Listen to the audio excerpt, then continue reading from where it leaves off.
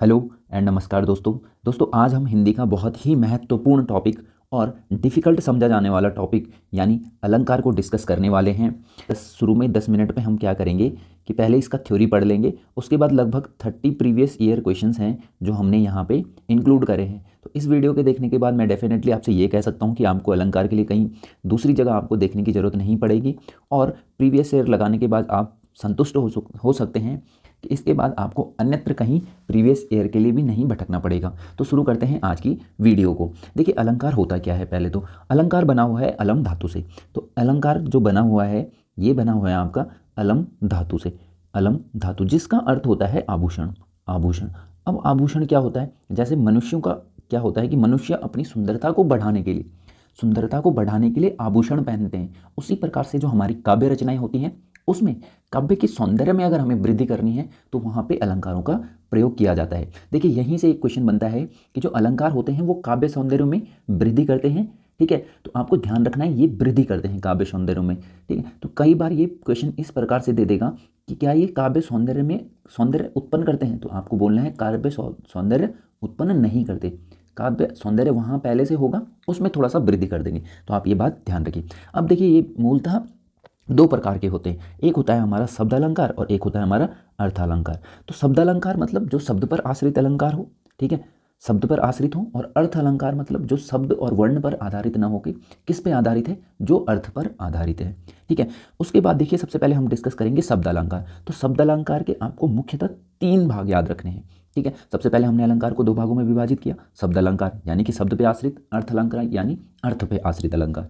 शब्द अलंकार अगर बात करें तो ये 3 भागों में अगेन डिवाइड है। पहला है हमारा अनुप्रास अलंकार, सबसे पहला है हमारा अनुप्रास अलंकार, दूसरा है हमारा यमक अलंकार और तीसरा है श्लेष अलंकार। देखिए यहाँ पे आपको क्या याद रखना है, शब्द यानी कि शब्द की सबसे छोटी यूनिट क्या होती है, वर्ण, ठीक है। तो अगर कहीं पे आपकी वर्ण की पुनरावृत्ति अगर आपको देखने को मिलती है, कहीं पर यदि आपको वर्ण की पुनरावृत्ति देखने को मिलती है, बार बार कोई वर्ण रिपीट होता जा रहा है, तो वहाँ पर कौन सा अलंकार होगा, वहाँ पे होगा अनुप्रास अलंकार। तो जैसे उदाहरण से समझते हैं कि तरनी तनुजा तनुजा तट तमाल तरुवर बहुछाए झुके कूल सो जल परसन हित महु सुहाय। तो यहाँ पे आपको क्लियरली दिख रहा होगा कि जो हमारा त यहाँ पे भी तनुजा में भी, तट में भी त, तमाल में भी त, तरवर में भी त। तो ये त वर्ण की बहुत बार आवृत्ति हो रही है, बार बार त वर्ण आ रहा है, अर्थात यहाँ पे कौन सा अलंकार है, यहाँ पे है हमारा अनुप्रास अलंकार। तो आप याद रखेंगे जहाँ पे वर्ण की बारंबार पुनरावृत्ति होगी वो कौन सा अलंकार होगा, अनुप्रास अलंकार। उसके बाद आ जाइए यमक अलंकार पे। यमक का अर्थ क्या होता है, यमक का अर्थ होता है 2, यमक का अर्थ होता है 2 यानी युग्म में। तो युग्म मतलब पेयर, जोड़ा। तो जहाँ पे 2 शब्द आ जाए, मतलब एक से अधिक, जोड़ा तो तभी बनेगा जब एक से अधिक होगा। तो जहाँ पर शब्द का जोड़ा हो और वो आवर्ती आए, ठीक है, बार बार पुनरावृत्ति हो रही है, लेकिन यहाँ पे अर्थ भिन्न भिन्न हो, भिन्न भिन्न हो। जैसे समझते हैं उदाहरण से, यमक अलंकार का उदाहरण है कनक कनकते सौगुनी मादकता अधिकाय। तो एक कनक धतूरा के परिप्रेक्ष्य में यूज किया जा रहा है और दूसरा कनक जो है ये सोने के संदर्भ में, सोना, ठीक है, गोल्ड के संदर्भ में यूज किया जा रहा है। तो आप याद रखेंगे जो कनक कनकते सौगुनी मादकता अधिकाय है, इसमें कौन सा अलंकार है, यमक अलंकार। उसके बाद जैसे काली घटा का घमंड घटा, तो जो ये वाली घटा है इसका मतलब बादल है, ठीक है, और घटा का मतलब घटना, रिड्यूस होना, ठीक है। तो घटा मतलब कम होना, तो काली घटा का घमंड घटा। तो आप ये याद रखेंगे। दूसरी बात हमारा जब जो सबसे लास्ट में है वो है श्लेष अलंकार। श्लेष का मतलब होता है किसी से चिपका हुआ, ठीक है। श्लेष का मतलब होता है किसी से चिपका हुआ, जो चिपक के अन्यत्र अर्थ दे।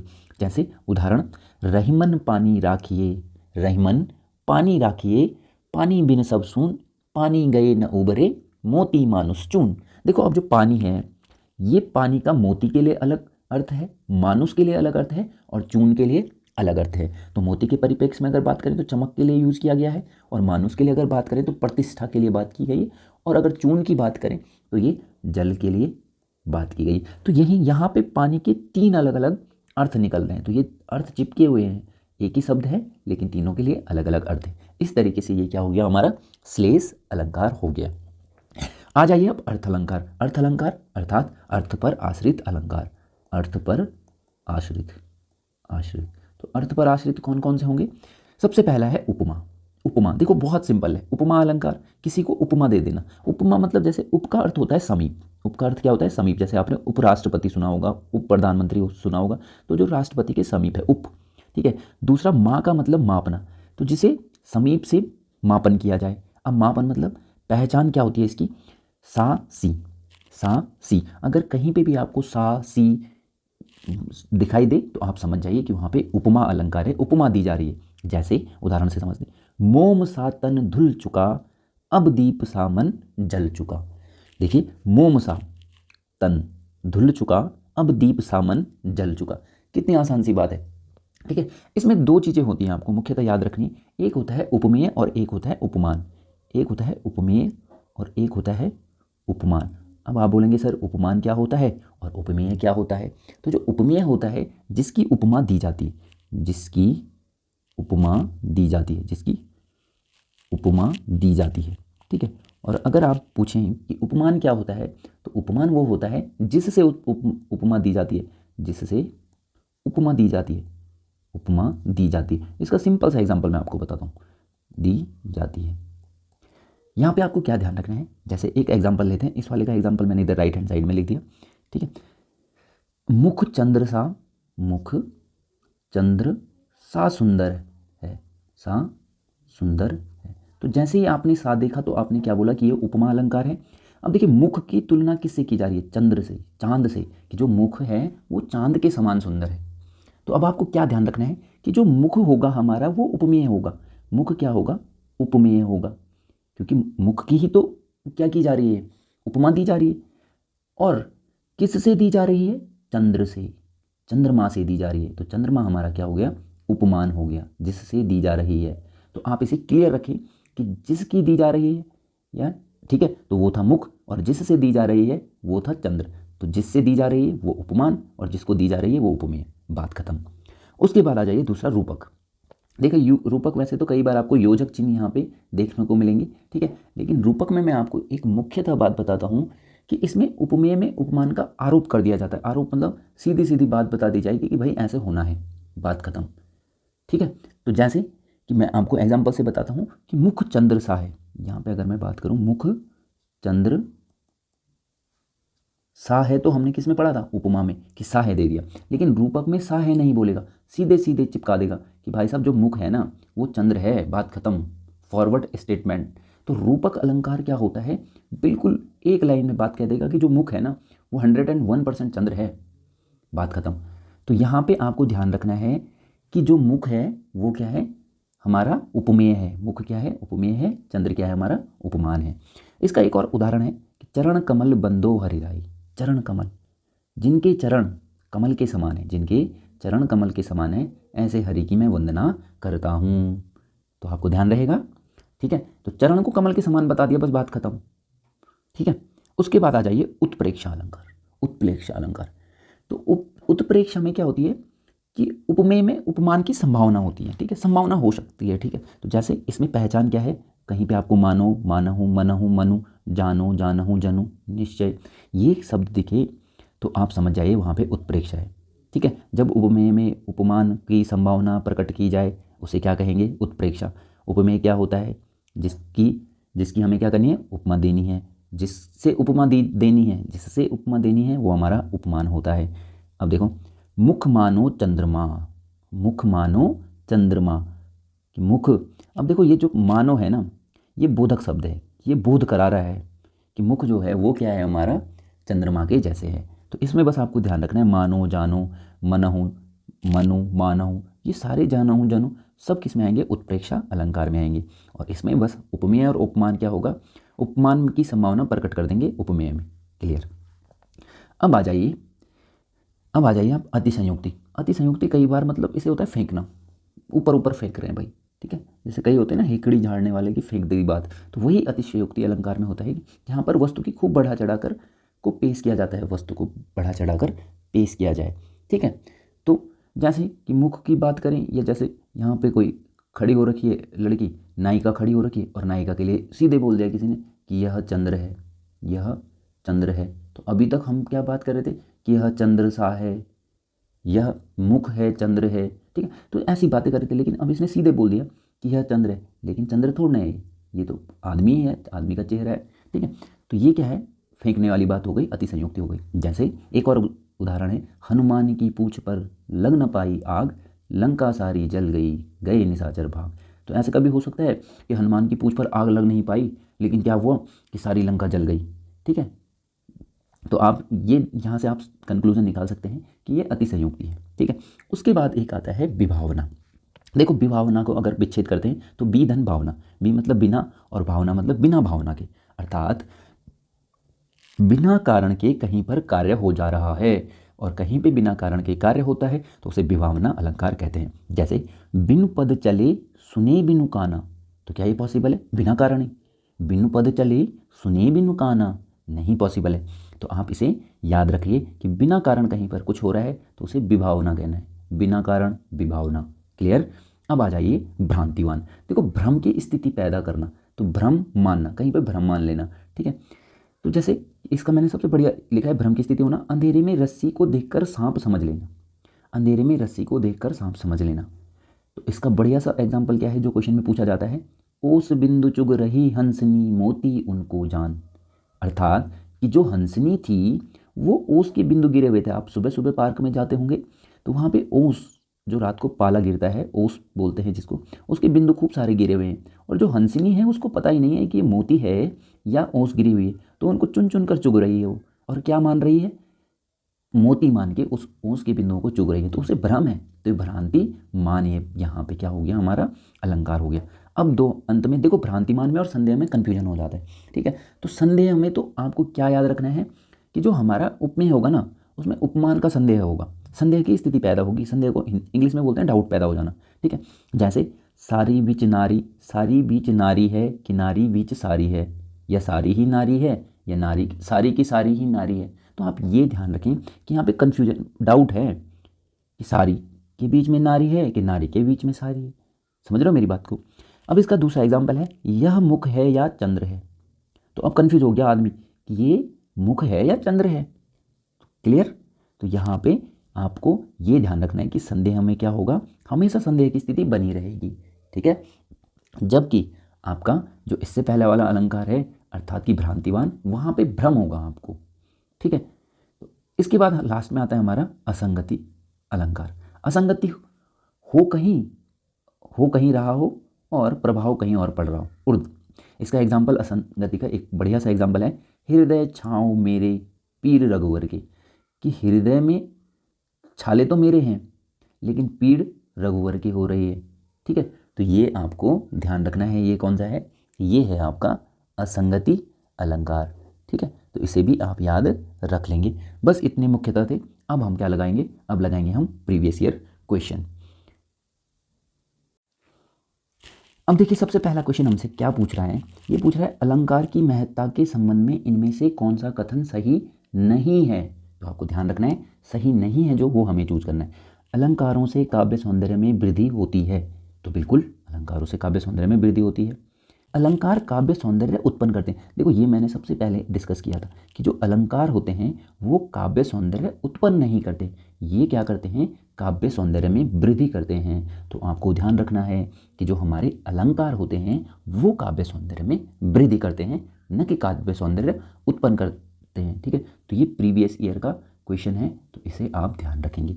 उसके बाद आ जाइए दूसरा क्वेश्चन, जहाँ वर्णों की आवृत्ति बार बार होती है, जहाँ वर्णों की आवृत्ति बार बार होती है उसमें कौन सा अलंकार होता है? तो उसमें होता है हमारा अनुप्रास अलंकार। ठीक है, तो अनुप्रास अलंकार जहाँ पे वर्णों की आवृत्ति बार बार होती है। क्लियर? अब आ जाइए, एक एग्जाम्पल दे रहा है और इसमें पूछ रहा है कि यहाँ पे हमारा कौन सा अलंकार है। सो सुख सुजस सुलभ मोहि स्वामी में कौन सा अलंकार है? तो देखिए, सो, स सुलभ में स। ठीक है, तो यहाँ पे जो स वर्ण है ना, इसकी बार बार पुनरावृत्ति हो रही है, और वर्ण की पुनरावृत्ति क्या कहलाती है हमारी? कि पुनरावृत्ति क्या कहलाती है हमारी? अनुप्रास अलंकार। तो ये कौन सा अलंकार होगा? ऑप्शन नंबर सी हमारा करेक्ट आंसर होगा। अब आ जाइए नेक्स्ट क्वेश्चन की ओर। नेक्स्ट क्वेश्चन हमसे पूछ रहा है कि तरनि तनूजा तट तमाल तरुवर बहु छाए, झुके कूल सो जल पर संहित मनु, मनहु सुहाए।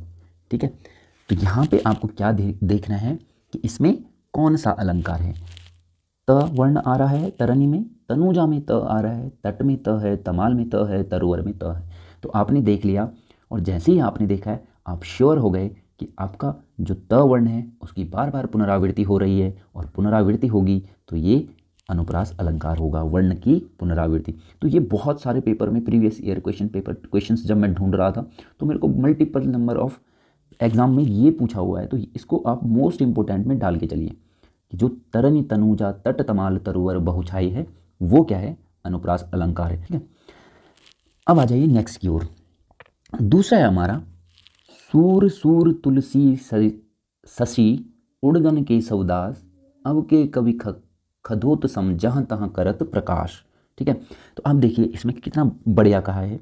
इसमें जो पहला सूर है इसका अर्थ है सूर्य, और दूसरा सूर है इसका मतलब है सूरदास, और दोनों सेम हो अर्थात समान शब्द हो, लेकिन अर्थ क्या हो, इनके अर्थ भिन्न हो। तो यहाँ पे आपको क्या ध्यान रखना है कि जो पहला सूर है वो सूर्य के लिए, दूसरा सूर सूरदास के लिए यहाँ पे यूज हो रहा है। ठीक है, तो सूर सूर तुलसी शशि, और शशि मतलब चंद्रमा, उड़गन केशवदास को नक्षत्र बताया गया है। अब के कवि, अब के मतलब जो आजकल के कवि हैं, खगोतसम। ठीक है, तो अब के कवि खगोतसम, खगोत मतलब जुगनू, जहाँ तहाँ करत प्रकाश। तो जो आजकल के कवि हैं वो खगोत जुगनुओं की तरह हैं जो यहाँ वहाँ प्रकाश करते रहते हैं। ठीक है, तो इसका सही आंसर है हमारा यमक अलंकार में क्या होती है, एक शब्द की पुनरावृत्ति हुई लेकिन दोनों बार क्या हुआ, अलग अलग अर्थ दिया। कनक कनकते सौगुनी मादकता अधिकाय, सीधे यमक अलंकार। क्यों, कनक माने धतूरा, कनक माने सोना। तो आप इसे ध्यान रखिए। उसके बाद जहाँ शब्दों शब्दांशों या वाक्यांशों की पुनरावृत्ति हो किंतु उनके अर्थ भिन्न हो। तो ये तो हम पढ़ चुके हैं कि जहाँ पे शब्दों शब्दांशों या वाक्यांशों की आवृत्ति हो रही है, बार बार वही चीज़ें आ रही है लेकिन हर बार अर्थ भिन्न हो जा रहा है, वहाँ पे जो अलंकार होगा वो यमक अलंकार होगा। क्लियर। अब आ जाइए नेक्स्ट क्वेश्चन में। तरणी के ही संग तरल तंग में, तरणी डूबी थी हमारी ताल में। कितनी बढ़िया लाइन है, देखो यहाँ पे भी तरणी है, यहाँ पे भी तरणी है।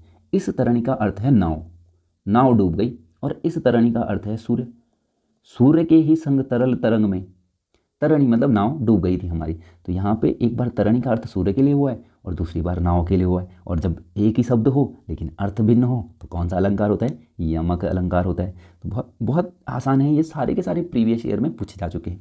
तो खग कुल कुल कुल सा बोल रहा, खग माने क्या होता है, देखिए खग माने होता है कि जो पक्षियाँ हैं। ठीक है, तो क्या होता है, जो खग हैं पक्षियाँ हैं वो कुल मतलब समूह, उनका कुल होता है ना, जैसे कुल बोलते हैं हम, इस कुल के हैं उस कुल के हैं, कुल मतलब समूह, ग्रुप। और कुल कुल कुल कुल की आवाज़ करती है जब चिड़ियाँ चलती हैं, चिड़ियाओं की आवाज़। तो कुल कुल सा बोल रहा, तो जो खग का कुल है वो कुल कुल सा बोल रहा है। तो यहाँ पे 3 बार कुल का यूज हो रखा है, लेकिन पहले बार जो कुल है वो समूह के लिए प्रयोग हुआ है, और दूसरी बार की कुल कुल का जो है वो पक्षियों की आवाज़ के लिए। तो यहाँ पे भी आपको बिना पूछे यमक अलंकार पे टिक कर देना है। अब आ जाइए अगले क्वेश्चन पे। अगला क्वेश्चन है, तो पर बारों उर्वशी, तो पर बारों उर्वशी सुन राधिके सुजान, तू मोहन की उर्वशी, तू मोहन की उर्वशी के हबे उर्वशी सुजान। देखिए यहाँ पे 3 बार उर्वशी का यूज हुआ है। पहली बार जो उर्वशी है उसका यूज जो हुआ है वो हुआ है अप्सरा के लिए, उर्वशी मतलब अप्सराएं। एक होता है उर्वशी, उर्वशी मतलब हृदय में जो बसा हुआ है, हृदय में बसा हुआ, उर्वशी का मतलब हृदय में बसा हुआ, हृदय में बसा। और एक उर्वशी का मतलब है आभूषण, आभूषण। तो आप ध्यान रखिए तीनों बार उर्वशी का अलग अलग अर्थ यहाँ पे है। एक बार है अप्सरा के लिए, तो परवारों उर्वशी सुन राधिके सुजान, तू मोहन के हृदय में बसी है, उर्वशी है, कह हबे उर्वशी सुजान मतलब आभूषण जानकर। तो यहाँ पे अगेन क्या हो जाएगा हमारा यमक अलंकार। अब आ जाइए, चिरंजीवो जोरी जुरे, चिरंजीवो जोरी जुरे, क्यों न स्नेह गंभीर, को घटिए वृष भानुजा, वे हलधर के वीर। अब देखिए यहाँ पे क्या है, यहाँ पे मैं आपको बता देता हूँ, यहाँ पे है पहले तो श्लेष अलंकार, श्लेष अलंकार। और श्लेष अलंकार होने के लिए क्या होता है, हमारे पास कंडीशन होती है कि अर्थ चिपके हों, इसके दो अर्थ हों। तो जो वृष भानुजा होती है उसके दो अर्थ होते हैं। एक होता है वृष भानु की बेटी, वृष भानु की बेटी। और वृष भानु की बेटी कौन थी? राधा रानी। तो राधा के लिए वृष भानु की बेटी कहा जाता है। और दूसरा वृषभ की जो बहन थी, वृषभ की बहन, इसके लिए भी वृष भानुजा कहा जाता है। और ये कौन होती है? ये होती है गाय। तो वृष भानुजा के दो अर्थ हैं, एक वृष भानु की बेटी राधा और एक वृषभ की बहन, दो अर्थ हो गए। यहाँ पे जो हलधर के वीर हैं, देखो हलधर के वीर कहा जाता है बैलों को। एक तो बैलों के लिए प्रयोग हो रहा है, दो अर्थ चिपके हुए। दूसरा अर्थ जो है ये है हमारा बलदेव। बलदेव, हलधर बोला जाता था बलदेव, यानी कृष्ण भगवान जो हैं उनके भाई बलदेव, कृष्ण के भाई, कृष्ण के भाई। तो ये आपको ध्यान रखना है। तो इसमें कौन सा अलंकार है? इसमें है श्लेष अलंकार। ठीक है। तो चिरजीवों जोरी जुरे क्यों न स्नेह गंभीर, को घटी ये वृष भानुजा के हलधर के वीर। तो आप इसे ध्यान रखेंगे। जिस काव्य पंक्ति में प्रयुक्त किसी एक ही शब्द से एक से अधिक अर्थ हों उस पंक्ति में अलंकार होता है। तो ये भी हम डिस्कस कर चुके हैं, श्लेष अलंकार। जिस काव्य पंक्ति में प्रयुक्त किसी एक ही शब्द के एक से अधिक अर्थ हों, इसे आप ध्यान रखेंगे। श्लेष अलंकार होता है, ये शब्द अलंकार है, अर्थ अलंकार है, उभय अलंकार है, या उपयुक्त में से कुछ अलग है, सबसे अलग है। तो श्लेष अलंकार देखिए, हमने दो टाइप के अलंकार पढ़े हुए हैं, एक जो अर्थ पे आश्रित होते हैं और एक जो शब्द पे आश्रित होते हैं, शब्द अलंकार, और एक होते हैं अर्थ अलंकार। ठीक है। श्लेष, यमक और अनुप्रास तीनों यहाँ आते थे। तो इसका मतलब ये कौन से थे? ये थे शब्द अलंकार। अब आ जाइए नेक्स्ट क्वेश्चन पर। निम्नलिखित अब आ जाइए नेक्स्ट क्वेश्चन पर। निम्नांकित पंक्तियों में प्रयुक्त अलंकार बताइए। रनित भृंग घंटावली झरित, रनित भृंग घंटावली झरित, दानु मधुनीर मंद मंद आवत चलो कंजरु कुंज। तो देखिए यहाँ पे कंजरु कुंज समीर। तो जो ये समीर है ना, समीर का एक अर्थ तो होता है, आपको पता होगा कि जो मंद मंद वायु चलने की बात यहाँ पे हो रही है, एक तो समीर का अर्थ ये होता है। और यहाँ पे समीर का दूसरा अर्थ किसके लिए प्रयोग किया गया है? ये प्रयोग किया गया है हाथी के लिए। एक तो समीर का प्रयोग किया गया है मदमस्त हाथी के लिए और एक मंद मंद वायु के लिए। तो मैंने आपको बताया था कि जहाँ पर एक ही शब्द से दो अर्थ चिपके हों वहाँ पे कौन सा अलंकार होगा? श्लेष अलंकार। अब देखो ये पूछ रहा है निम्न में से कौन सा अर्थ अलंकार है। तो अर्थ अलंकार निम्न में से कौन सा होगा? देखो श्लेष हमने पढ़ा हुआ है शब्द अलंकार में, अनुप्रास हमने पढ़ा हुआ है शब्द अलंकार में, यमक हमने पढ़ा हुआ है शब्द अलंकार में। तो बचा कौन सा? रूपक। ठीक है। रूपक अलंकार हमारा क्या है? ये है हमारा अर्थ अलंकार। अब आ जाइए नेक्स्ट, जो है हमारा उदित उदय गिरि मंच पर रघुवर बाल पतंगा, बिकसे संत सरोज सब हरणे लोचन भृंगा। उपयुक्त पंक्ति में हर्षे होगा, ये इसे हर्षे कर लीजिए। हर्ष होना मतलब हर्षे लोचन भृंगा। उपयुक्त पंक्तियों में कौन सा अलंकार है? तो इसमें कौन सा अलंकार है? पहले तो इसका मीनिंग समझ लेते हैं। तो जो ये है ना, पहली बात तो ये अवधि में लिखा गया है, ये आपको पता होगा, रामचरितमानस का बालकांड का ये जिक्र है। तो बालकांड में जो तुलसीदास जी है वो क्या कह रहे हैं? वो कह रहे हैं कि जो उदित उदय गिरि, मतलब जो कि उदयांचल पर्वत है ना, उसके समान विशाल मंच बना रखा है। उसमें जैसे ही श्री रामचंद्र जी धनुष तोड़ने के लिए चढ़ते हैं तो श्री रामचंद्र जी की जो उपमा है ना, वो किससे की गई है? जो बाल पतंगा। ठीक है। तो आपको ये याद रखना है। तो बाल पतंगा और रघुवर तो आपको पता है राम जी के लिए यूज हो रहा है, तो ये हो रहा है सूर्य के संदर्भ में यूज। बिकसे संत सरोज सब, तो जितने भी संत लोग थे वो सब क्या हुए? कमल की तरह खिल उठे, सरोज। उसके बाद सब हर से लोचन भृंगा, सब हर से लोचन। तो लोचन किसके लिए बोला जाता है? लोचन बोला जाता है नयन के लिए। तो ये तो नयन का पर्यायवाची है। ठीक है। और सरोज आपको पता है किसका? कमल का पर्यायवाची है। ठीक है। और भ्रंग मतलब भ्रमर की तरह। ठीक है। तो इस प्रकार ये कहा जा रहा है कि जितने भी संत रूपी कमल हैं वो खिल उठे और जितने भी नेत्र रूपी भंवरे हैं वो हर्षित हो उठे। तो आप इसे ध्यान रखिए। ठीक है। तो इसमें कौन सा अलंकार होगा? इसमें होगा हमारा रूपक अलंकार। ठीक है। इसमें कौन सा अलंकार होगा? रूपक अलंकार। उपमेय को उपमान के रूप में दिखा दिया जाए, बात खत्म, स्ट्रेट फॉरवर्ड। किसकी तरह? जो भगवान राम है उन्हें सूर्य की तरह बता दिया गया उपमेय को। ठीक है। उपमेय थे रघुवर जी और किसकी तरह? सूर्य की तरह उपमा दे दी। ठीक है। उसके बाद आ जाइए नेक्स्ट क्वेश्चन पे। उदित उदय गिरि मंच पर रघुवर बाल पतंग में कौन सा अलंकार है? तो ये हम अभी पढ़ चुके हैं। उदित उदय गिरि मंच पर रघुवर बाल पतंग। तो यहाँ पे जो रघुवर हैं उनको किसकी तरह उपमा दी गई है? बाल पतंग यानी सूर्य की तरह। ठीक है।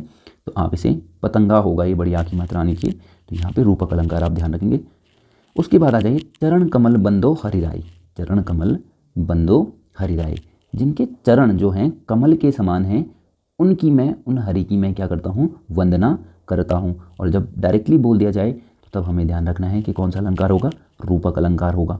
कोई डाउट ही नहीं है यहाँ पे कि चरण कमल सा होता तो तब हम बोलते उपमा दे दी, लेकिन अभी तो सा सी कुछ है नहीं, तो सीधा है कि चरण है जो वो कमल के समान है, रूपक अलंकार है, बात खत्म। मुख रूपी चांद पर राहु भी धोखा खा गया। मुख रूपी चांद पर राहु भी धोखा खा गया। ठीक है, तो यहाँ पे भी हमारा कौन सा अलंकार है, रूपक अलंकार है, क्योंकि जो मुख है उसे चांद की सीधे उपमा दे रखी है। ठीक है, डाउटफुल कोई केस नहीं है, या नहीं लगा रखा, ठीक है, सा नहीं लगा रखा, जानू जानो कुछ नहीं है, मुख रूपी चांद, स्ट्रेट फॉरवर्ड एक लाइन है कि जो मुख रूपी चांद पर। ठीक है, कोई अंतर नहीं दिखाई देना चाहिए, मतलब कुल मिला के जो उपमेय है और जो उपमा उपमान है उसमें कोई अंतर ना दिखे, उसमें कोई अंतर न दिखे, अंतर न दिखे। तो ये होता है हमारा रूपक अलंकार। अब आ जाइए नेक्स्ट, मोम सा। अब देखो यहाँ पे सा आ गया, और सा की मैंने पहचान बताई थी आपको, मोम सा तन घुल चुका, अब दीप सा मन जल चुका है। तो यहाँ पे तो उपमा अलंकार होगा, सा की पहचान बता दी थी। ठीक है, पीपर पात सरिस मन डोला, मतलब कि जो पीपल के पत्ते के समान हमारा, पीपल के पत्ते के समान, के पत्ते के समान मन डोला, के समान मन डोला, मन डोला। तो पीपल के पत्ते के समान मन डोला, तो पीपर पात सरिस मन डोला। तो इसमें जो मन है वो क्या है, देखो क्वेश्चन को जरा ध्यान से पढ़ेंगे, इसमें जो मन है ये क्या है। तो मन को मैंने आप बताया था, देखो पीपर का पात ये उपमान हो गया, इसकी तर्ज पर इसके साथ हम कंपेयर कर रहे हैं, और किसको कंपेयर कर रहे हैं, मन को। ठीक है, तो मन क्या हो गया, उपमेय। तो आप ध्यान रखेंगे ये क्या है, उपमेय, जिसको कंपेयर किया जाता है उपमेय, जिससे कंपेयर किया जाता है उपमान, बात खत्म। पाए महावर देन को नाइन बैठी आए, पाए महावर देन को नाइन बैठी आए, फिर जानी महावरी एड़ी भड़त जाए, भीड़ती जाए। महावर होता है कलरों, पाँव में करने वाला कलर, रेड कलर कर देते हैं कुछ लोग, बिहार या यूपी साइड में ज़्यादातर लोग क्या करते हैं, पाँव में महावर करते हैं। तो कोई एक नायिका है जिसका जिक्र किया जा रहा है, नायिका है, ठीक है, इनके पाँव में रंग लगाने के लिए एक नाइन आती है, नाइन आती है। ठीक है, अब ये अपना कपड़ा कहीं भूल के आ जाती है, जिससे इन्हें कलर लगाना था, कपड़े से लगाना था। तो अब क्या होती है, जो नायिका होती है, नायिका के पाँवों को ही ये क्या समझ लेती है, महावर समझ लेती है, पाँव की जो एड़ियाँ होती हैं, एड़ियों को। ठीक है, तो कैसे समझती है, क्योंकि उनकी जो एड़ियाँ थी, यानी नायिका की जो एड़ियाँ हैं वो बड़ी कोमल हैं, लाल लाल सी दिखेंगी। ठीक है, कोमल है, तो इस वजह से उनकी लालिमा और कोमलता को देखते हुए जो नाइन आई थी महावर लगाने, उसने इसकी एड़ियों को ही क्या समझ दिया, महावर समझ दिया। ठीक है, तो ये क्लियर हो गया। तो पाए महावर देन को नाइन बैठी आए, फिर जानी महावरी एड़ी भड़ती जाए। तो इसमें कौन सा हमारा अलंकार होगा, ये होगा हमारा भ्रांतिमान। तो भ्रांति की स्थिति पैदा हो गई, क्लियर नहीं कर पा रही कि वो कपड़ा कौन है जिससे महावर लगाना है, ये एड़ियाँ ही तो नहीं है, तो भ्रांति हुई ना, भ्रम की स्थिति पैदा हुई। चलिए नेक्स्ट, निम्न पंक्तियों में कौन सा अलंकार है, नाक का मोती अधर की कांति से, बीज दाड़िम का समझ कर आंति से, देख सहसा हुआ शुक मौन है, सोचता है अन्य शुक यह कौन। शुक मतलब तोता।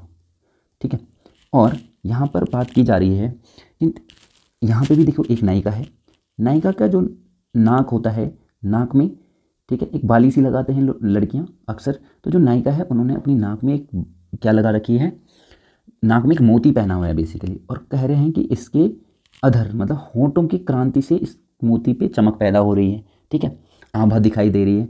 जो तोता है ये सोचता है कि ये जो इसके नाक में मोती है ना, ठीक है, मोती जो चमक रहा है एक्चुअल में मोती है, तो उसे जो तोता है वो क्या समझ बैठता है, बीज दाड़ी समझकर, दाड़ी मतलब अनार का बीज समझकर। तो कन्फ्यूजन हो गई, भ्रांति हुई कि अनार का बीज समझ लिया उसने, जबकि उसके नाक में क्या लगा हुआ है, मोती लगा हुआ है। तो ये कौन सा था, भ्रांतिमान। तो इसे क्या कर दीजिए, भ्रांतिमान कर दीजिए। चलिए, बिनु पद चले सुने बिनु काना, देखिए हो गई ना फिर बड़ी बात। ठीक है, बिनु पद चले सुने बिनु काना, इसमें कौन सा अलंकार है, तो इसमें कौन सा अलंकार है, विभावना अलंकार। इसमें कौन सा अलंकार है, विभावना अलंकार। देखिए यहाँ पे ऑप्शन में नहीं है, लेकिन यहाँ पे विभावना अलंकार है, विभावना अलंकार, आप ध्यान रखिए, विभावना अलंकार। जहाँ अकारण ही कुछ कार्य हो जा रहा है बिना कुछ किए, तो बिनु पद चले सुने बिनु काना। तो यहाँ पे बिना कारण के क्या हो जा रहा है, क्या हो जा रहा है, हमारा कार्य हो जा रहा है, तो इसलिए इसे क्या बोलेंगे, विभावना। उसके बाद आ जाइए नेक्स्ट क्वेश्चन, जहाँ कारण बिना कार्य की उत्पत्ति होती है उसे कहते हैं विभावना। ठीक है, अब आ जाइए नेक्स्ट की ओर। दृग ऊर्झव टूटत कुटुम जुरत चरुत चतुरचित प्रीत, प्रीत कर दीजिए इसे, में कौन सा अलंकार है। दृग ऊर्झव टूटत कुटुम जुरत चतुरचित प्रीत। ठीक है, तो जो दृग का अर्थ है, दृग का पर्यायवाची होता है नयन होता है, लोचन होता है। ठीक, तो ये दृग के पर्यायवाची है। ठीक है, तो इसमें ये बात कही जा रही है कि प्रेम की जो रीत है ना वो बड़ी अनूठी है, ऐसे इसमें बात की जा रही है। इसमें क्या होता है, उलझते तो हमारे नयन हैं लेकिन टूट परिवार जाते हैं, कुटुंब मतलब परिवार टूट जाते हैं। ठीक है, प्रेम की यह रीत नहीं है, प्रेम की यह रीत नहीं है। इसमें चतुर प्रेमियों के चित्त तो जुड़ जाते हैं, पर दुष्ट जो होते हैं उनके हृदयों में गांठ पड़ जाती है। ठीक है, तो जो जुरत चतुर चित्त प्रीत, तो जो चतुर लोग होते हैं उनके चित्त में प्रीत जुड़ जाती है, लेकिन जो दुष्ट होते हैं उनके हृदय में गांठ पड़ जाती है, इसका पूरा मीनिंग होता है। ठीक है, तो इसमें बेसिकली कौन सा अलंकार है, इसमें है असंगति अलंकार। कौन सा है, असंगति अलंकार। दो बातें हो गई ना। ठीक है, तो असंगति यहाँ पे दिखाई दे रही। उसके बाद आ जाइए नेक्स्ट क्वेश्चन पे। नेक्स्ट क्वेश्चन है हमारा, नित प्रतिपुण्यो ही रहे आनंद ओप उजास। देखो ये कितना बढ़िया क्वेश्चन है। ये क्या कह रहा है कि एक नायिका है। ठीक है, एक नायिका है, इस लड़की की तारीफ में एक भाई साहब क्या कर रहे हैं, कसीदे पढ़ रहे हैं। और कसीदे किस तरीके से पढ़े जा रहे हैं कि नायिका को बोल रहे हैं भाई साहब कि यहाँ पे जो उजाला है ना, रोज़ रोज़ जो उजाला है वो पूर्णिमा की तरह रहता है। पूर्णिमा आपको पता है, पूर्णिमा महीने में एक दिन होती है जिस दिन पूरा चांद आता है, उस दिन पूरी रोशनी फैली होती है। तो ये भाई साहब कह रहे हैं इन मोहतरमा को कि ये पूर्णिमा सा जो चांद है ना, ये पूर्णिमा सी जो उजाला है ना, ये आपकी मुख के उजाले की वजह से फैला रहता है। तो क्या ये पॉसिबल है? नहीं, ये तो इनकी तारीफ कर रहे हैं खामों का, झूठी तारीफ। और जब झूठी तारीफ हो, बढ़ा चढ़ा कर तारीफ हो, उसे हम क्या कहते हैं, अति संयोक्ति अलंकार। नित प्रतिपुण्यो ही रहे आनन ओप उजास। तो आपके जो चेहरे के उजाले हैं उसकी वजह से यहाँ पे रोज पूर्णिमा से उजाला रहता है, इसे कहा जा रहा है इन फेंकू महाराज के द्वारा। तो चलिए आज के लिए इतना ही रखते हैं, मिलते हैं नेक्स्ट वीडियो में, तब तक के लिए bye, see you, good night.